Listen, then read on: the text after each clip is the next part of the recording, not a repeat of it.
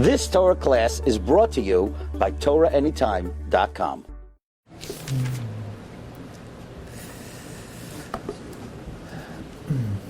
It's a great kavod to speak on behalf of an organization. It's really a movement.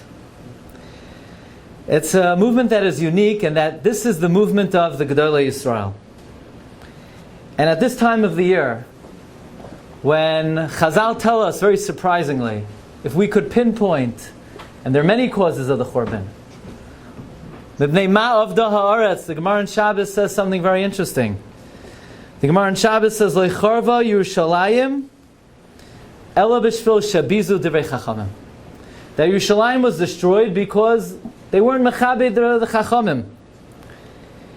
And tonight we have the opportunity to show our allegiance, our loyalty to the Gedolei Yisrael.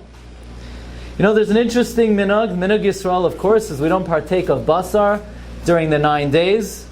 Interestingly, the Aruch HaShulchan says this is not just a minhag. This is a doiraisa, the Aruch HaShulchan says. Sivan Tav Kuf Nun Aleph, Siv Katan Chav Gimel. Not eating meat in the 9 days is doiraisa because it's already hundreds of years that Klal Yisrael has not partake of meat during the 9 days. It has the status of a neder. And mistakenly, many people think it's a practice of avelos. There's nothing to do with avelos. An avel's allowed to have basar. Nothing to do with being an avel. Aruch HaShulchan says because at this time of the year, because of the Churban, there was bittul karbanos. The karbanos stopped being brought, and therefore we have to commemorate the bittul karbanos. But amazingly, there is a way to be makriv karbanos today. How you makriv karbanos today? The Chida writes in the Nachal Kidumim, Parshas V'zois HaBracha, Amim har yikra'u. Amim are the Hamoinam. Har refers to the Chachmei Yisrael. Har, Chida says, is a Rashi Tevos. Har stands for Harav Rabbeinu. Amim, when the Hamoinam, Har, when they call out to the Chachmei Yisrael b'derech kavod, the Rebbeinu Shem reckons it. Sham yizbechu zivchei tzedek. The Rebbeinu Shem reckons it like a carbon. Says the Chida, so if being mechabed, the Chachmei Yisrael, is considered like a carbon, so now we understand Pshat in the Pasuk. Es Hashem Aleikecha Tira, Rabbi Kiva Darshan. Le Rabbois Talmidei Chachamim. So now we read the end of the Pasuk. Es Hashem Aleikecha Tira, Oisoi Savoid. It's reckoned like a carbon. So here we are. We're in the 9 days. We're commemorating the Bittul Karbanos, but we've all gathered tonight to be makriv a carbon l'fnei HaKadosh Baruch Hu, and that carbon is to be mechabed the Chachmei Yisrael, who really have united and galvanized behind this institution, this organization. May tonight's event be oila l'fnei hamakoim, should be a nachas ruach lefanav, bershus choshev rabbanim, Rav Sorotskin, Rav Shabbos, Rabbi Chayfetz, Yedidi, Rav Yanki Aram, I thank you very much for inviting me to join you this evening. And of course we thank tonight's host, Rav Yitzi, for opening up his home. May tonight's gathering be Le'iloi Nishmas, Rav Yosef ben Sion ben Rav Yaakov Zev. May it be a zechus for all of us and all of our mishpachos. So I'm sure you've been coming to Lev La'ach and Parlor meetings for many years, and you know the whole deal. You know what it's all about. You've heard all the stories. I'm here tonight to give a little bit of a different perspective. I would like to give you a historical perspective. I want to take you back to the end of the 15th century. Rabbi Avram Saba.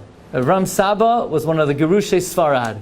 He's the author of the Tzrar Hamor on Chumash, Eshkol HaKoifer on Esther, Perkei Avos, and he's one of the Gerushei Sfarad, so he was chased out in 1492. And he runs away to Oporto, Portugal. And he had just completed a commentary, a handwritten commentary on Chamisha Chumshei Torah, on the Megillos, on Perkei Avos. And he gets word from King Emmanuel, the King of Portugal, that every last Jew is going to be thrown out of the country. But that was not all. They told Rabbi Avram that Rabbi Avram had a very extensive library.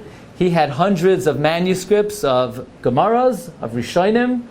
His entire library was going to be destroyed and burned publicly in Lisbon.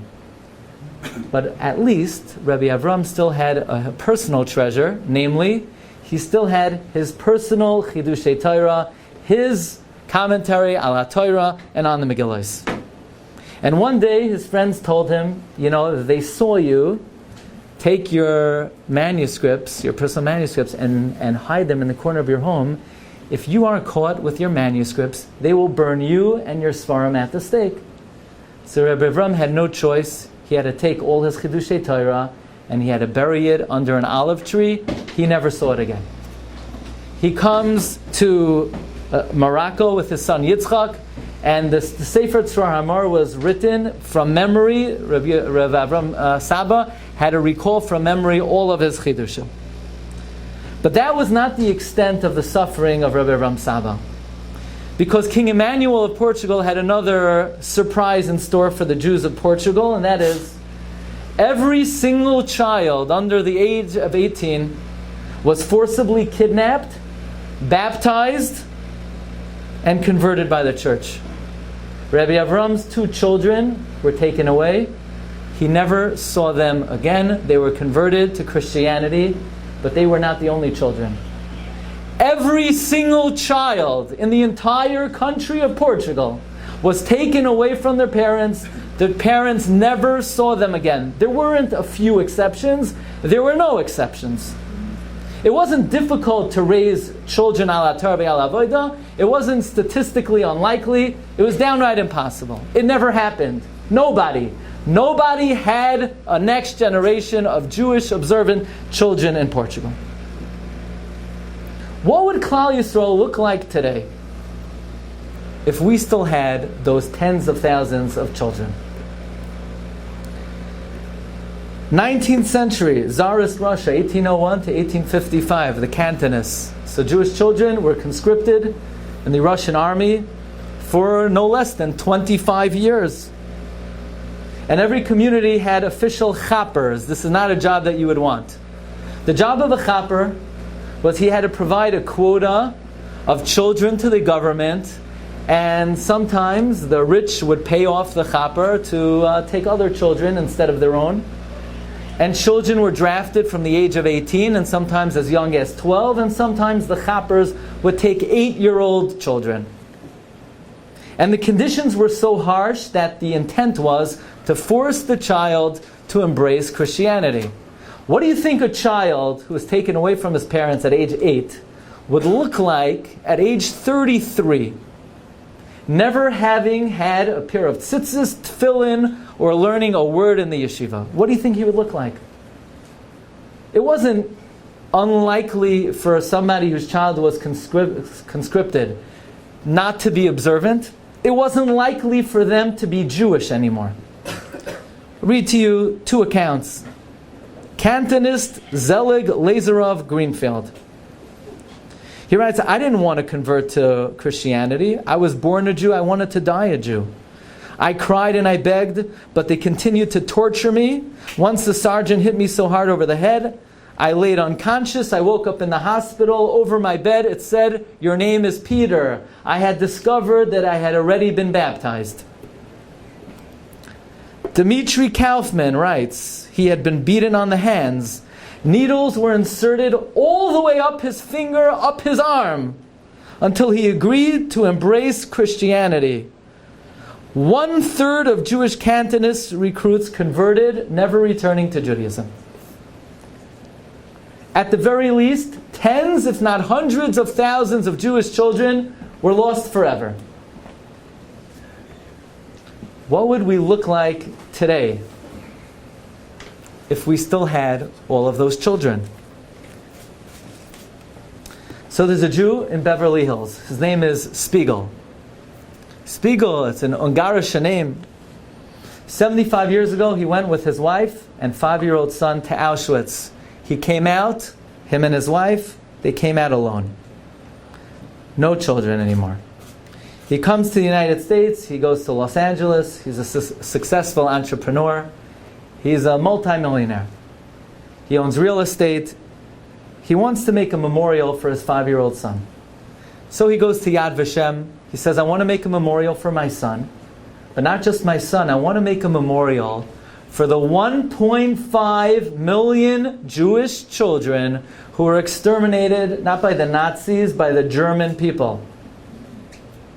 He gave them $4.5 million to build a museum, and since then he gave them another $10 million to expand and to endow it. 1.5 million Jewish children. By the way, that's more than the people in this room. You know that. Could you even begin to extrapolate 1.5 million Jewish children? Imagine MetLife Stadium again and again and again and again, and you're not even halfway there. And if you go to this memorial, one would be quite surprised to experience this maimed. You walk into the room, maybe 8 to 10 stories tall, about 50 times the size of this room. And the room is pitch black. It's palpably black. It's so dark you can't even put one foot in front of the other. You could feel the darkness, v'yamesh choshech. And after a moment, your eyes begin to adjust the immense darkness. And in the middle of this vast room of darkness, there's one candle that is lit. And by the genius of the designer and the brilliance of the architect, through reflections and mirrors, this one candle, this one pinpoint of light is mirrored to 1.5 million pinpoints of light. And so all you see are the specks of light in the all-pervasive darkness. And there's a voice over it. And all the voice does is it recites names. Hillel Cohen, 3 years old, Vilna. Miriam Goldberg, 7 years old, Sarajevo. Names, names, names, names, names, names, until you can't stand it anymore and you want to run out of the room. What if we had today, what if Klal Yisrael had today, in Tafshin Pei Aleph, those 1.5 million Jewish children? We would be double and triple the size that we are today.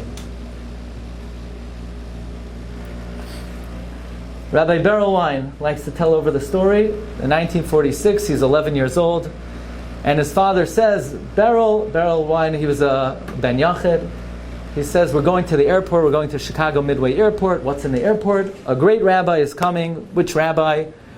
Rabbi Isaac Halevi Herzog, the chief rabbi of Israel after World War II. And all the distinguished Rabbanim, and all the Rabbeim, and all the Mesivta students, and all the elementary school students, they're all going out to greet Rabbi Herzog. And Rav Herzog was an aristocratic personality, and he comes off the jet in a shiny top hat, and he's holding a silver cane and a Tanakh, and he alit from the plane, and the whole city escorts Rabbi Herzog back to the Skokie Yeshiva. At the time, all 200 Bachrim of the Midwest were there. It was 1946. And Rav Herzog gave a 45-minute Pilpul Shir in Yiddish, and then he turns to the boys and he speaks to them in English. And Rav Herzog, by the way, was a rabbi in Ireland, in Dublin, so he spoke with a slight Irish brogue, and he said as follows: I've just returned from Rome, where I went to visit Pope Pius XII, I guess Lashon Sagi Nahar. And I had with me the names of 10,000 Jewish boys and girls whose parents had placed them with Christian families, monasteries, churches, because they thought they would never survive the war and this was the only chance to save their children. And Rav Herzog unrolled the long list of 10,000 boys and girls. He said, Pope, these are our children. We never thought we would get them back, but here we are, we're alive and kicking. Give us back our children. Right now, you're kidnapping our children. And the Pope flatly refused. The Pope basically slammed the door in his face. The Pope said, our law says that once a child is baptized, we can never return him to another religion. These 10,000 children have all been baptized. we can never give them back to you. Whereupon the Pope slams the door on Rabbi Isaac Halevi Herzog, and what could he do? Rav Herzog is standing there in the auditorium, and he breaks down with tremendous emotion. He breaks down crying. This melech, this royal individual, he breaks down crying like a baby, and Rabbi Wein said he never was so frightened in his life. And this great man raises his head, and his face is beet red like a lion. And he turns to the crowd and he says, there's nothing that could ever be done for these 10,000 Jewish children. But you, young men, I ask of you, what will you do for the future of the Jewish people? What will you do for the children of Klal Yisrael? And for me, this was not just a story. Because my grandfather, Zechatzak Levracha, wrote in his personal memoirs that in the immediate aftermath of the Holocaust, he became the head of the religious department of the Joint Distribution Committee. He was a Polish survivor. And he personally met Rav Herzog. And Rav Herzog told him, firstly, that in 43 and 44 he met with the Pope, and he asked the Pope to put a halt to the crematoria and the gas chambers, and the Pope said no. And then in 1945 he asked the Pope for the children back, and the Pope also refused. And Rabbi Wein said we all passed by Rav Herzog, and he looked each one of us in the eye, and he shook our hands. And he said, did you hear what I said? Did you understand what I said? What will you do for the children of the Jewish people? If only we had these 10,000 Jewish children back, what would we look like today? If only we had these 1.5 million Jewish children who were destroyed in the Holocaust, what would we do? What would we look like today? So I ask of you, what will you do for the future of the Jewish people? Can we ever get these children back? Will they ever be available to us? Where do we start? Where do we even begin? We start today. We start this evening. We start with Lev La'achem.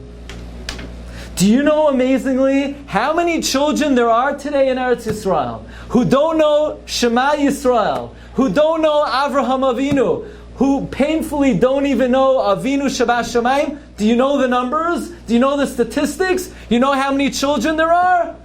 1.5 million Jewish children in Eretz Yisrael who don't know Avinu Shabbat Shamayim. That's the statistic. That's the number. It's not an exaggeration. It's the accurate figure. It's the same numbers. 50 years ago, money could just build a museum to commemorate children that were lost forever. Today, money could get the children back again. Today, with the help of Lev La'achim, money could get back 1.5 million Jewish children, not in Eastern Europe, not in Nebraska, in Artseinu HaKadoisha, in Yerushalayim, in Tiberia.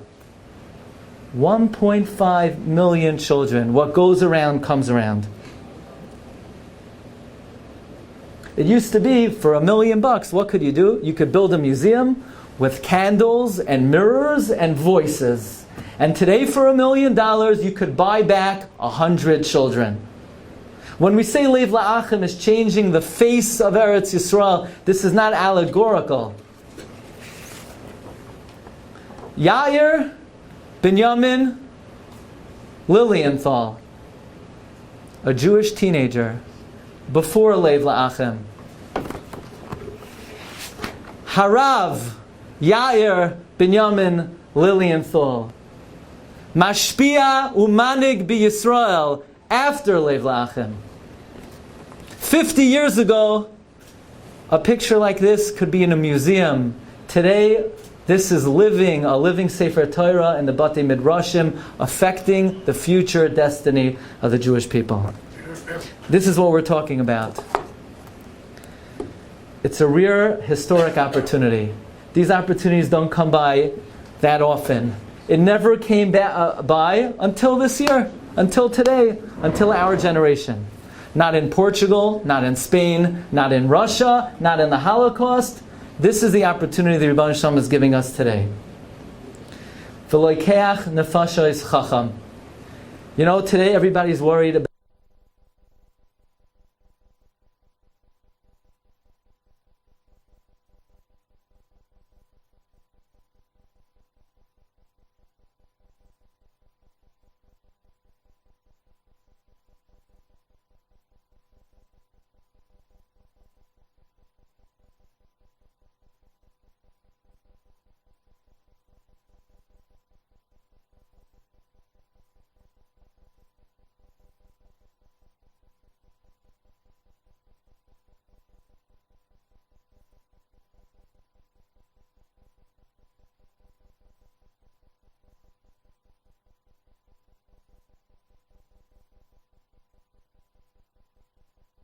You've just experienced another Torah class brought to you by TorahAnytime.com.